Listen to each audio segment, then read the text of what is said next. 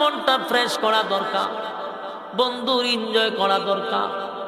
দুনিয়ার কোন দলের জন্য যদি কেউ মাইর খায়, দল ক্ষমতায় গেলে তার প্রমোশন বাড়ে না কমে? আওয়ামী লীগের জন্য যারা মাইর খাইছিল আগে বিএনপির হাতে, এরার প্রমোশন বাড়ছে না কমছে? কারণ আমার দলের জন্য যদি মাইর খায়, দল ক্ষমতায় আসলে তার প্রমোশন বাড়ায়া দেয়। এটাই দুনিয়ার বাস্তবতা। শুধু প্রমোশন বাড়ায় এমনটা না, ক্ষমতায় আসার পরে স্পেশাল কিছু ভিসা দেয়, তুমি আমেরিকা, কানাডা, সিঙ্গাপুর, মালয়েশিয়ায় ভ্রমণ করে আসো।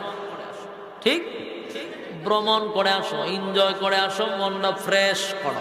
কারণ অতদিন মাইটের খাইছো, এখন মনটা তো ফ্রেশ করা দরকার।